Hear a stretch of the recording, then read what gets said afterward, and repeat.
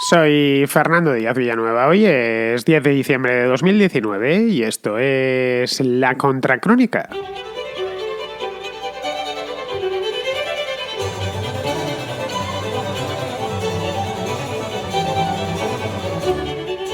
Los sindicatos franceses han conseguido, una vez más, paralizar el país con una huelga general, que aparte de disturbios en París y en otras ciudades, ha colapsado la capital, ocasionando cientos de kilómetros de retenciones de tráfico, ya que tanto los ferrocarriles como el metro de París y los autobuses de la ciudad se han sumado al paro.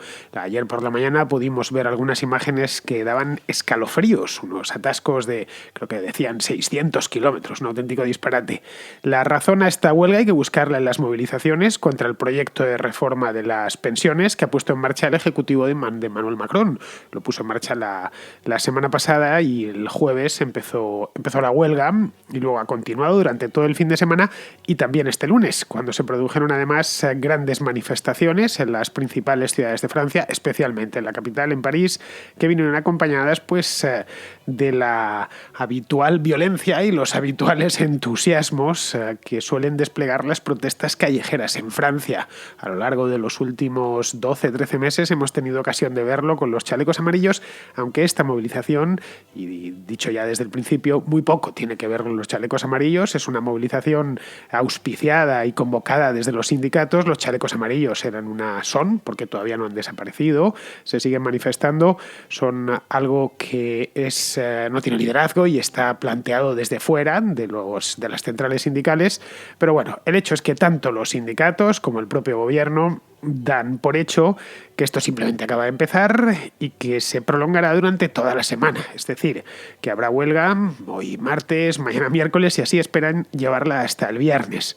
Al término de esta semana, tal vez de la siguiente, pero desde luego antes de Navidad ya habremos comprobado quién se ha salido con la suya.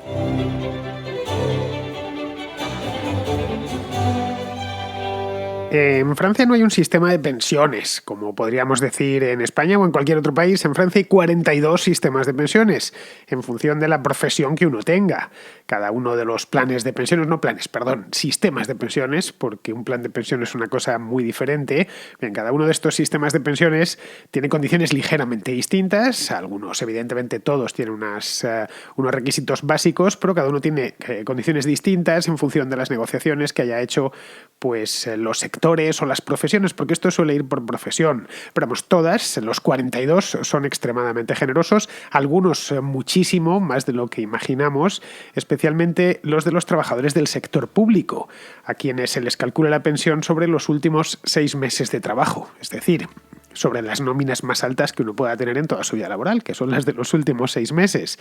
En el sector privado, en cambio, se calcula de promedio, sobre los 25 años de mejores salarios. Aún así, sigue siendo una pensión alta porque si nada más de pongamos por caso, una vida laboral de 40 o 45 años, exclusivamente toman los 25 de mejores salarios, pues vas a quedarte con una pensión bastante alta. Desde luego no tan alta como la de los funcionarios franceses, que solo les contabilizan los últimos 6 meses, pero bueno, el hecho es que esto tiene consecuencias directas en la cuantía de esas pensiones. Las pensiones en Francia son especialmente altas, entre que los sueldos son altos en Francia, es un país muy rico y que además tienen estos sistemas de cálculo de la cuantía final de la pensión, pues el francés medio cobra de pensión aproximadamente un 75% del último sueldo, mientras que de promedio en la OCDE es del 60%, el 58% exactamente. Esto es lo que se conoce como tasa de reemplazo. Es algo de lo que se habló mucho el año pasado en España a raíz de aquellas manifestaciones de pensionistas que llenaron las calles españolas. Esto fue en 2018. Este año se han manifestado en alguna ocasión, pero ya no con tanta fuerza, que se les decía que la tasa de reemplazo era muy alta en España, mucho más que la mayor parte de países europeos, y bueno, aquí podemos sacarlo de nuevo. La de España es incluso más alta que la de Francia, es de un 81%, el 81,8%, o lo era el año pasado. Lo cual significa que si su última nómina fue de 1.000 euros, pongamos por caso, pues un español cobraría de promedio 800, más de 800 euros de pensión, mientras que un francés sería 750. La tasa de reemplazo en otros sistemas es mucho más baja, la media de la OCDE, ya he dicho, es del 60%, pero en países que están muy por debajo. El Reino Unido, por ejemplo, está muy por debajo, de ahí que los trabajadores británicos tengan la obligación casi sagrada de complementarse la pensión con otro tipo de activos, ya sea planes de pensiones, por supuesto, inversiones de todo tipo, etc. Bien, en el caso de España y Francia son altas. Bueno, la de Suecia, me lo he apuntado, he ido a buscarla ya por pura curiosidad malsana. La de Suecia, ya sabéis, modelo nórdico, la tasa de reemplazo, estoy hablando, es del 54%, es decir, muy por debajo de la española o de la francesa, lo que viene a demostrar que los suecos se tomaron muy en serio las reformas que hicieron sobre el estado del bienestar allá por los años 90, y hoy el resultado es que tienen una tasa de reemplazo de las pensiones completa y absolutamente neoliberal. No sé qué dirán los defensores de este modelo nórdico, que suelen vendernos, por regla general, que es hacia donde tenemos que ir. Bien, yo lo apuesto, pero bueno, yo soy un neoliberal, así que es normal que defienda este tipo de cosas. Ahora, los que se dicen defensores del modelo nórdico deberían mirarse antes los datos de este modelo. Bueno, si es que es un modelo de algo. Eso sí, en España la edad de jubilación es más alta que en Francia, aquí es de 65 años, frente a los 62 de Francia. Ojo, 62 de manera general, de manera genérica, mejor dicho. Hay muchas profesiones que se jubilan antes en Francia. Es decir, que si se retiran antes de los 62 cobrarán menos pensión, eso es lo que significa la edad de jubilación. En España es 65, pero si decides prejubilarte a los 58 o a los 61, pues lo que puedes hacerlo sin ningún problema, pero con una merma considerable en tu pensión. En Francia es a los 62 años, insisto, de promedio. Pero claro, como os decía antes, hablar de pensiones en Francia es no hablar de un sistema propiamente dicho, un sistema único, sino de 42 sistemas distintos, cada uno de su padre y de su madre y con sus circunstancias peculiares. Los funcionarios tienen su propio sistema, los empleados públicos, vamos.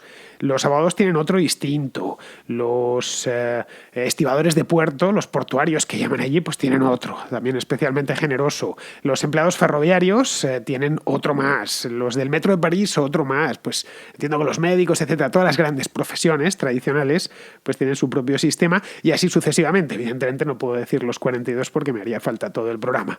Bien, los sistemas para funcionarios y para empleados públicos en general, para los empleados de los empleados públicos y de las empresas públicas, que hay muchísimas en Francia. Yo creo que es el país europeo, desde luego Europa Occidental, el país que más empresas públicas tiene y más trabajadores dentro del sector no propiamente público, pero sí para público. Es decir, estos que trabajan con empleos vitalicios o prácticamente vitalicios en empresas que son al 100% o casi propiedad estatal. Bien, estas pensiones de estos empleados públicos son especialmente generosas en Francia. Incluyen un montón de privilegios, como por ejemplo retirarse antes con la pensión completa. Caray, los maquinistas de SNCF, que es la Renfe francesa, los ferrocarriles franceses, se retiran con 52 años. La razón hay que buscarla, 52 años, ojo, es decir, a la edad que está uno en plenitud productiva en cualquier oficio, bueno, cualquiera no, evidentemente en el de nadador olímpico no, ni en el de futbolista, pero sí en cualquier trabajo normal. Pues a esa edad ya los maquinistas de los ferrocarriles se pueden retirar con la pensión completa, por supuesto, y la razón por la cual tienen este privilegio es que el trabajo es muy duro. Yo no dudo que hace 100 o 150 años el trabajo de maquinista de tren era durísimo, y lo era, de hecho. No hay más que ver las condiciones de vida de los ferroviarios, especialmente de los maquinistas, en los tiempos de las locomotoras a vapor. Pero claro, hoy llevar un TGV, un tren de alta velocidad francés, o aunque sea un cercanías, un tren regional, los trenes hoy son infinitamente más confortables, requieren mucha más preparación por parte del maquinista, pero desde luego el maquinista no pasa frío, ni está respirando carbón, ni achicharrado por la caldera, ni nada de eso. El hecho es que se han ido manteniendo todas estas prerrogativas, estos privilegios, realmente porque se ejercen a costa de otros en tanto en cuanto son empleados públicos y los han mantenido hasta el día presente. Bien, como os podéis imaginar, el coste de todo esto es altísimo. Francia destina aproximadamente el 15% de su PIB, un PIB que es de los más altos del mundo, lo dedica a las pensiones, al pago de pensiones. Estos son aproximadamente unos 350.000 millones de euros cada año. que evidentemente es una cantidad, superior, solo lo que dedica Francia en pensiones es superior al Producto Interior Bruto de muchísimos países, algunos de ellos importantes. Así que lo que tenemos es una cifra que es muy alta y que va a seguir sufriendo en tanto en cuanto la población francesa, como sucede con todos los países de Europa, está muy envejecida. Es decir, que entran cada año más pensionistas en el sistema o en los 42 sistemas de los que entran por abajo dentro del mercado laboral. Por lo tanto, estos 350.000 millones de euros cada año irán creciendo a lo largo de las próximas 2 o 3 décadas. Bien, esto se sabe desde hace tiempo, que el sistema de pensiones francés, que pues hasta los años 80 podían permitírselo, digamos, hoy en día pues cada vez se hace más difícil. Es un sistema muy caro de mantener. A la vista del coste que os he dicho, yo creo que no hacen falta muchas más demostraciones. Es un sistema complejo, ya que involucra a 42 sistemas distintos, cada uno con sus peculiaridades, y luego además es un sistema injusto, porque ¿qué tiene un conductor de autobús que no tenga un maquinista de tren, o que tiene un maquinista de tren que no tenga un piloto? El trabajo de un piloto de una aerolínea, el trabajo de maquinista de tren, un trabajo sin ninguna duda importante y que requiere profesionalidad, no es muy distinto al de un piloto de aerolínea. A fin de cuentas consiste en llevar gente, mercancías de un sitio a otro, y esto hace que algunos, bastantes, estén molestos, por ejemplo, con lo de la jubilación. ¿Por qué razón? ¿En qué parte del testamento de Adán está escrito que los maquinistas de tren, por ejemplo, se puedan jubilar hasta los 52 años, mientras que yo tengo que esperar a los 62 para conseguir la misma jubilación? Bien, esto era un run en la sociedad francesa desde hacía muchos años. Se intentó ya cambiar en los años 90, creo que fue con Alain Juppé, no lo recuerdo, pero fue en aquel entonces ya hubo unas cuantas manifestaciones porque pretendían simplificarlo. Y se ha ido dejando. Ningún presidente se ha atrevido a meterse con el tema, sabiendo que se iban a enfrentar no con uno, sino con muchos colectivos. Pues bien, en 2017, cuando Macron se lanzó a por la presidencia, con aquel partido que había creado, En Marcha se llama, una de las promesas estrella era precisamente reformar los sistemas de pensiones. No para privatizarlos, no para reducir las cuantías, simplemente para implementar un sistema universal. Es decir, que hasta incluso la reforma que proponía Macron era una reforma muy suave. Vamos a racionalizar esto un poco y acabar de una maldita vez con los regímenes especiales que molestan a tantos franceses, y les molestan con razón, por lo que os he dicho yo antes, bien, porque estos tipos tienen estos privilegios y yo carezco de ellos. Y evidentemente no todos podemos tenerlos porque no habría dinero para pagarlo. Bien, pues 2 años después de llegar al Elíseo, 2 años y pico, porque llegó en mayo de 2017, se ha puesto por fin Macron con esta historia. Y después de hablarlo con los sindicatos, se ha encontrado con una oposición, diría total, pero no es total del todo, es prácticamente absoluta, eso es cierto. La única excepción es los únicos que se han avenido a la reforma del presidente. Es decir, la reforma consiste en crear un único sistema de pensiones, nada más, con las mismas condiciones, indiscutiblemente muy generosas, más que la mayor parte de países de Europa y del mundo, pero solo ha habido un sindicato, el CFDT, que es la Confederación Francesa Democrática del Trabajo. Es una confederación de tipo socialdemócrata, no muy maximalista, que concentra su presencia en las empresas privadas, y es la única que se ha venido. El resto de sindicatos se han opuesto, y algunos, como la CGT, bien famosa, creo que la CGT podría ser la primera central sindical francesa, o el Force Ouvrière, que es la Fuerza Obrera, que son, con ese nombre ya os lo podéis imaginar, pues estos se han impuesto con especial determinación y han llamado a una huelga general, si no revolucionaria, sí casi revolucionaria.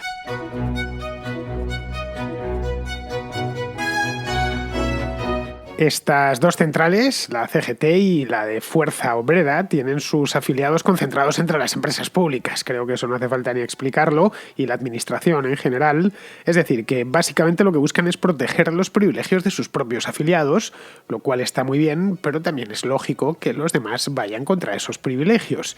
Bien, en un país con 5,5 millones de empleados públicos, que es los que hay en Francia, el Estado, cada día 1 de todos los meses tiene que liquidar 5,5 millones de nóminas públicas, que no son bajas precisamente, porque como he dicho, los salarios en Francia son especialmente altos, y luego sí hay que sumarle los cientos de miles de empleados en empresas estatales, que son muchísimas.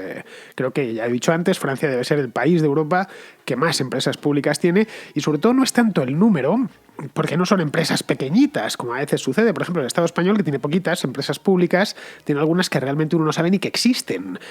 Son minúsculas, restos de antiguos conglomerados que se quedaron ahí, que hoy los mantiene el INI, pues de cualquier manera. Bueno, el INI ya no existe. Lo que queda del INI de cualquier manera. No, estamos hablando de empresas muy grandes, que sé yo, por ejemplo, la Post, que es los correos franceses, tienen 250.000 empleados, los propios ferrocarriles tienen 150.000 empleados, Electricidad de Francia tiene 150.000, EDF es una de las empresas más grandes del país y es pública, Gas de Francia, GDF tiene también 30 o 40.000, vamos, así podríamos seguir y nos saldrían, pues lo que he dicho antes, cientos de miles de empleados en empresas públicas. Claro, en un país que tiene tanto funcionario y tanto empleado de empresa pública, en el momento en que los llamas a la huelga y la secundan, lógicamente, pues eso supone paralizar el país, que es lo que ha terminado por suceder, tanto el jueves como el viernes, como por supuesto ayer, esas imágenes que vimos por televisión y en los periódicos de las autopistas de París y el periférico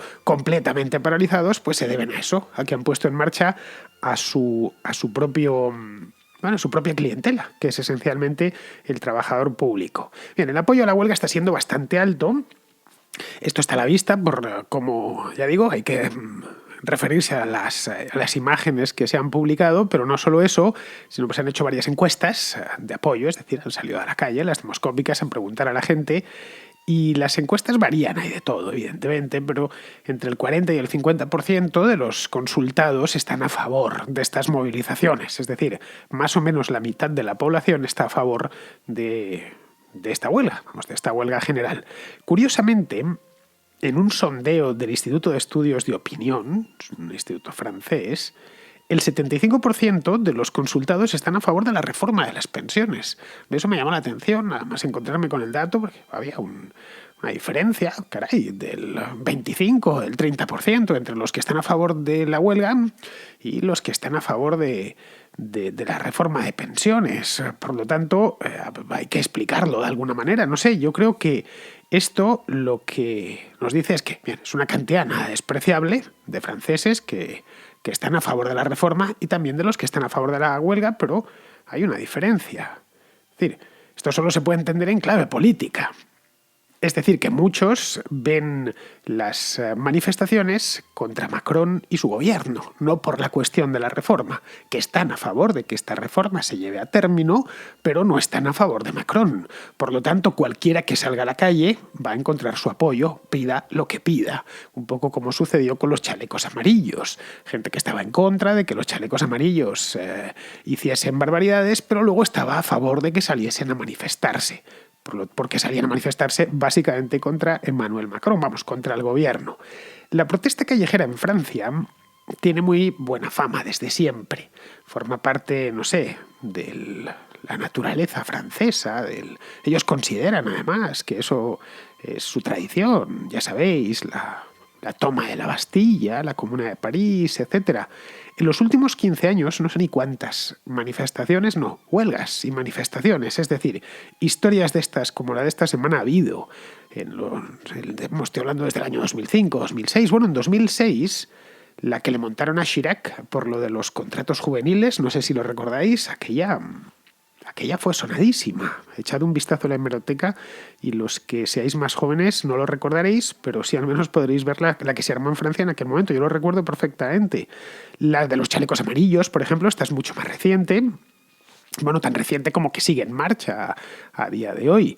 Y bueno, hace un año ya hubo un lío con los trabajadores ferroviarios y los cheminots que llaman allí. Sería algo así como los camineros, porque ferrocarril en francés se dice chemin de fer, que es camino de hierro. Entonces los cheminots estos, el año pasado, no sé si fue en abril o en mayo, la primavera del año pasado, ya hubo unas manifestaciones tremendas de los sindicatos con representación entre los cheminots, lógicamente, porque Macron metió mano a su régimen especial y les recordó que conforme a la normativa europea, que entra en vigor el año que viene, si no me equivoco, pues hay que abrir ese mercado a la competencia. No solo en Francia, sino en el resto de Europa. En España, por ejemplo, se calcula que, no sé cuándo lo harán, pero entiendo que al final, porque esto lo van a retrasar todo lo que puedan, pero a partir de 2020 tiene que haber competencia en los ferrocarriles. En España, concretamente, ya la hay en el ferrocarril de carga desde hace muchísimos años, pero no en el ferrocarril de pasajeros. Solo hay un operador, que es Renfe, y que explota toda la red ferroviaria en régimen de monopolio. Se le separó hace ya, pues era 15 años, se separó la red de lo que era el operador, pero vamos, seguimos teniendo que viajar con Renfe, nos guste o no nos guste, y lo mismo le pasa a los franceses, que tienen que viajar cuando pillan el tren, pues tienen que ir en SNCF. Bueno, para ir de aquí a Marsella, por ejemplo, puedes ir en SNCF, porque el billete los billetes entre España y Francia los venden tanto Renfe como SNCF, aunque luego sean el mismo tren. Es decir, comparten el tren y cada uno vende sus propias plazas. Bueno, en definitiva, volviendo al tema francés, la cosa es que les recordó esto y acabar así con un siglo de monopolio estatal en el transporte ferroviario. Y bien, esto en definitiva yo creo que es el origen de todos los problemas. Este tipo de monopolios que quedaron, algunos que provienen de la época de la guerra, de la Segunda, otros de la época de la Primera, y no han hecho más que crear grandes bolsas de privilegiados. Y esto, evidentemente, aparte de dar lugar a injusticias flagrantes, pues consiguen que sectores completos sean tremendamente caros, ineficientes y no generen más que pérdidas. Bien, en esta de la primavera del año pasado, Macron se salió con la suya y consiguió sacar adelante la reforma. Lo de los cheminots, además, es que clamaba al cielo, así que tampoco tuvo mucha oposición, es decir, que aquello contó con cierto apoyo popular. Queda por ver si lo conseguirá ahora, que tiene no a uno, sino a muchos más colectivos enfrente. Claro, son 42 regímenes distintos, no lo olvidemos. Los chalecos amarillos han demostrado a lo largo del último año que si emplean suficiente violencia, administran suficiente violencia en la calle y suficientes trastornan el tráfico ferroviario y también el de la carretera, el gobierno termina cediendo, aunque sea parcialmente, pero termina cediendo. Es por ello que es muy posible que tomen ese camino. Digo que es posible, que lo mismo luego no sucede. Ojo, son movimientos de carácter de naturaleza distinta, pero a fin de cuentas ambos están contra el gobierno y pretenden sacar concesiones del propio gobierno. En cierto modo, en este aspecto, Francia es un país secuestrado por los sindicatos, que no representan más que a una minoría extractiva, tremendamente extractiva en algunos casos. El hecho es que aunque Francia tenga fama de ser un país hipersindicalizado, siempre que pensamos en Francia decimos, ahí todo el mundo está metido en un sindicato y sale a protestar a la calle a la primera de cambio. La realidad no es esa. La realidad es que solo el 8% de los trabajadores franceses están afiliados a un sindicato. A una de las grandes centrales sindicales, que son 4 o 5, que tienen una sobrerepresentación en el sistema político, en la administración, etcétera, pero no entre los trabajadores. En España la afiliación es mayor, es del 12%, y aún así en España nos quejamos porque cada vez que salen a manifestarse decimos, pero si no representáis a nadie, representáis a un trabajador de cada 10. Bueno, pues en Francia es todavía menos, es menos de 1 de cada 10. Bien, pues pese a eso, pese a representar directamente a tan poca gente, están metidos en todas las instituciones y negocian convenios colectivos que afectan tanto a sus afiliados como a los que no lo son, que son la mayoría, por supuesto. De modo que esta semana de huelga y de protestas también se puede leer en clave de prueba para los propios sindicatos y para su capacidad de torcer el brazo al gobierno. Los chalecos amarillos, recordémoslo una vez más, era un movimiento al margen, es un movimiento al margen de los sindicatos. Y quizá por eso mismo se ha mantenido en el tiempo, es una posibilidad. Los líderes de las centrales sindicales quizá no harían mal en atraérselos, cosa que están intentando, por cierto. Aunque eso sí, como os he dicho antes, la naturaleza de la protesta de unos y de otros es muy diferente. Los chalecos amarillos se levantaron, la razón por la que luego le añadieron más demandas, pero la primera fue para que se suprimiese el impuesto al carbono, de ahí lo del famoso el diésel, ¿no? Que tenían todos un coche diésel y que estaban hartos de pagar impuestos. En cambio, lo que los sindicatos piden ahora es el mantenimiento de una serie de privilegios adquiridos durante décadas. No hay más. Privilegios ejercidos a costa del contribuyente, financiado que financia esos privilegios, que financia el presupuesto con impuestos como el del carbono. No sé, no veo yo en principio una coalición entre ambos, aunque teniendo en cuenta que esto va esencialmente contra Macron, igual se terminan sumando a la fiesta.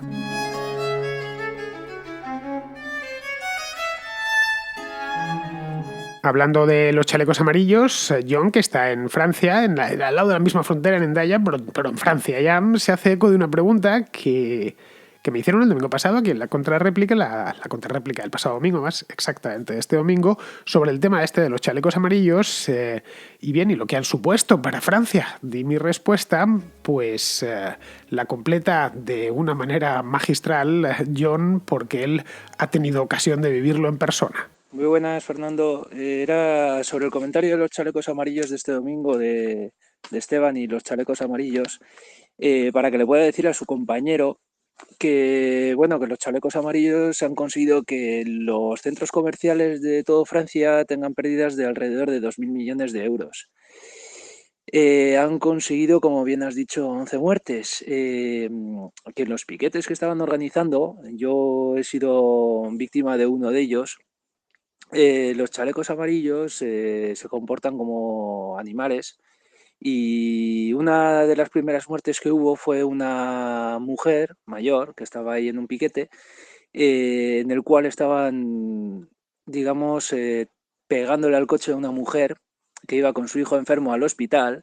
La mujer entró en pánico y aceleró y atropelló a esta señora, que le provocó la muerte a las horas, creo, en el hospital.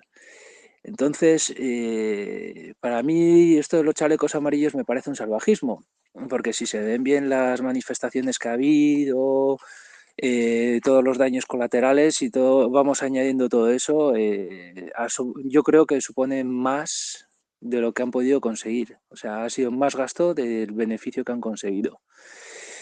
Por otro lado, la electricidad ha aumentado un 5,9% en junio o julio de este año, si no me equivoco, de EDF, quiero ser exacto, que digamos que es Endesa en España, un equivalente. Y el carburante, es cierto que no han aumentado las tasas, pero el precio del carburante ha seguido fluctuando como fluctúa siempre. No han dicho, venga, vamos a poner el precio a este nivel y así se queda y no se mueve. No. El gasoil actualmente está, creo que la gasolinera de aquí, la Total que tengo en Hendaya, está a 1,65 €, cuando el carburante en España, en Irún, está a 1,12 o 1,16, dependiendo de la gasolinera. Y por último, comentar que lo del salario mínimo interprofesional, el SMIC, que se llama aquí en Francia, no ha subido a todos los franceses de 100 euros. Eso es falso. Ha subido a todas las personas que están trabajando 35 horas a la semana y que ganan el mínimo. A ver si me explico.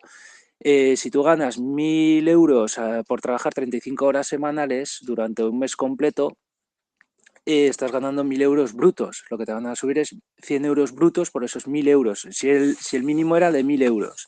Entonces tú estarás ganando 1.100 euros brutos, pero netos realmente, con todo lo que te quita el Estado francés, que es mogollón de pasta. Yo me he puesto a mirar la hoja de paga y flipas lo que te quita.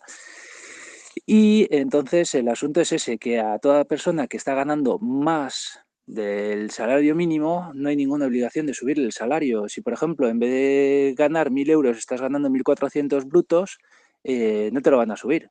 O sea, tienes muchísima gente que está ganando más del salario mínimo, entonces no van a recibir esa aumentación. Venga, un saludo. Esto ya lo he dicho muchas veces. A mí las revueltas callejeras me gustan muy poquito. A ver, creo que, basándome en la experiencia además, creo que las revueltas callejeras no son preludio de nada bueno. Hay gente que tiene endiosada a la calle como fuente de legitimidad. Lo ha dicho la calle, lo ha dicho el pueblo, y no es verdad. No lo es en absoluto. La calle puede ser el síntoma de un problema, que lo veamos. Pues hay manifestaciones todos los días, pues ha salido 500.000 de personas a la calle. Aquí hay un problema y habría que tenerlo en cuenta. Pero no es el lugar donde se legisla. Los tiranos, de hecho, siempre utilizan la calle como legitimación. Es el recurso populista por excelencia. El gobiernan las calles. No gobiernan las calles. Gobiernan los que manejan de manera torticera a los que están en la calle. Mira, recuerdo cuando el 15M en Madrid, esto fue en 2011, Estaban todos por la tele diciendo que la calle había hablado, que había 10.000 personas en la Puerta del Sol manifestándose y montando tiendas de campaña. Pues bien, ese día había una corrida de toros en Las Ventas, de la feria de San Isidro, que es en el mes de mayo, y la plaza estaba a reventar. Había revendedores en la puerta de entradas, bueno, no cabía un alma. Y allí en Las Ventas caben más de 20.000 espectadores. No sé qué legitimidad tenían los 10.000 de la Puerta del Sol de la que carecían los 25.000 de Las Ventas. Por lo tanto, esto de que la calle es el símbolo de la soberanía y de donde emana el tal, eso es una de las trolas habituales con las que nos suelen obsequiar los defensores de este tipo de manifestaciones. En fin, vamos a seguir. Vamos ahora con Andrés, que tiene una cuestión sobre el veto que ha impuesto Vox a ciertos medios en sus ruedas de prensa dentro de su sede. Es una cosa que lleva arrastrando bastante tiempo, desde las elecciones andaluzas, pero últimamente está cobrando más relevancia, que es el veto que hace Vox a ciertos medios. Y me surge la duda en torno a el derecho que hay a la libertad de prensa, es decir, la necesidad de que la gente esté informada desde distintos puntos y que un partido político no pueda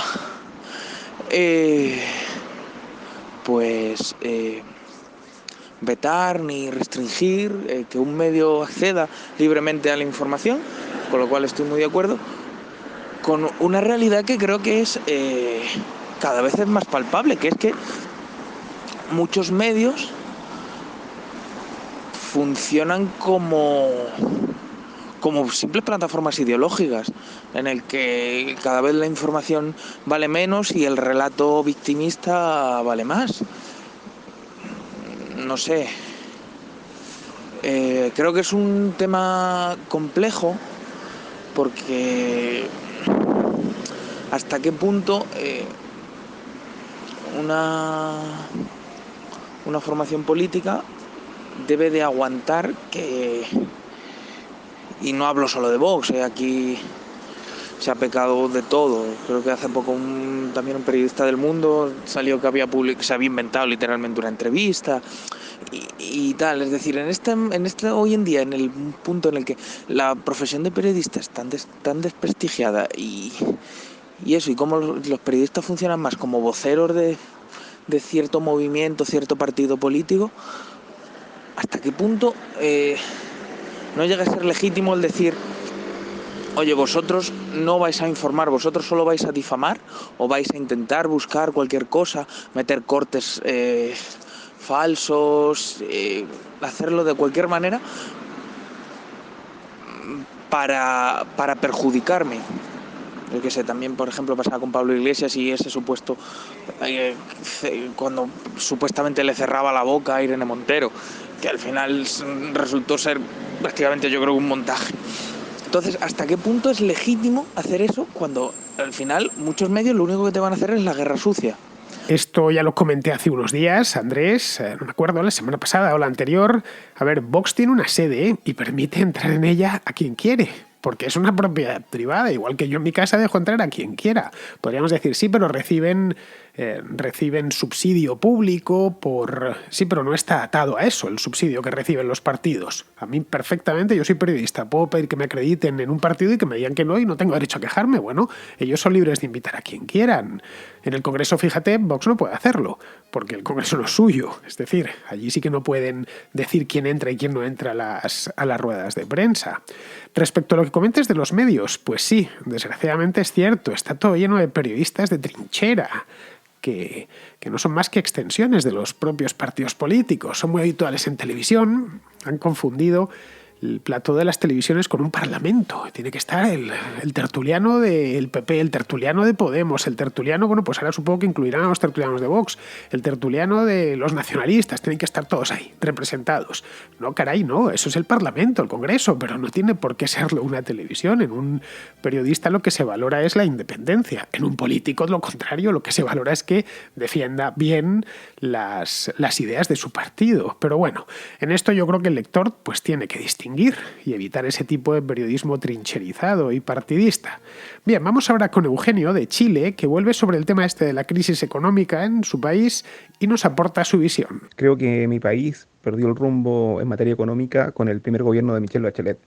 La verdad es que hasta antes de ese gobierno habíamos tenido un crecimiento que había sido muy por sobre el promedio de todos los vecinos de la región.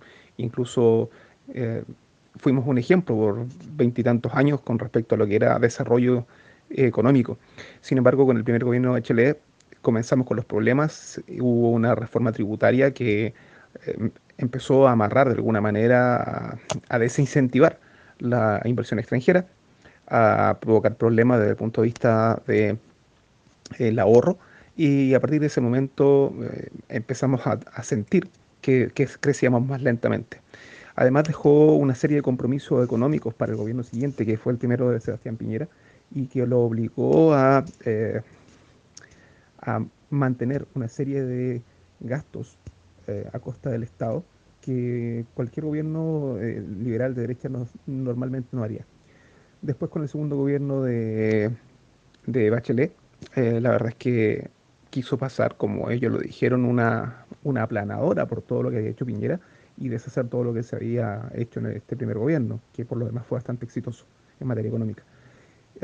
Bueno, y los resultados están a la vista. Creció el Estado, aumentó el gasto público, aumentó el endeudamiento y desafortunadamente este segundo gobierno de Sebastián Piñera no ha sido capaz de retomar el rumbo y llevarnos a un nuevo despegue económico. Por otro lado, y desde el punto de vista de eh, la terrible situación que estamos viviendo todavía acá en Chile, creo que ya en algún comentario anterior ya lo dije. Creo que lo que nos pasó fue la desafortunada paradoja de Tocqueville, que estábamos acostumbrados a tener un nivel de crecimiento y desarrollo mucho más fuerte, y este frenazo que se nos vino fue en gran medida en lo que desencadenó toda esta tragedia que todavía estamos viendo. Un abrazo. Pues muchas gracias, Eugenio. Lo tuyo de hoy viene a completar lo que nos contaba Luis ayer, también desde Chile, donde, por cierto, la cosa sigue. Leí ayer que se había vuelto a montar en Santiago. De hecho, el tema se ha cronificado, por lo que veo. Al parecer, todos los viernes hay una concentración en la Plaza Italia, que está en el centro de Santiago. Y bueno, como por allí empieza ahora el verano, pues la verdad es que apetece manifestarse y estar en la calle. Así que creo que se va a prolongar durante todo el verano del hemisferio sur, es decir, nuestro invierno, que seguiremos hablando de esto durante bastante más tiempo. Bien, seguimos con Marc de Barcelona, que me transmite un problema otoñal que están teniendo por allí. En Barcelona, un señor llamado Ildefons Cerdà decidió, dentro de su plan urbanístico, plantar plataneros. Estos plataneros son árboles que, son de hoja caduca y en otoño, pues como todo el mundo sabe, las hojas se caen. Bien, esto es lo más normal y ha pasado todos los años con normalidad. El problema es que este año, no sé por qué, a la señorita Colau no le da la gana de limpiar las calles y las calles están llenas, de hojas, pero muchas hojas, exageradamente.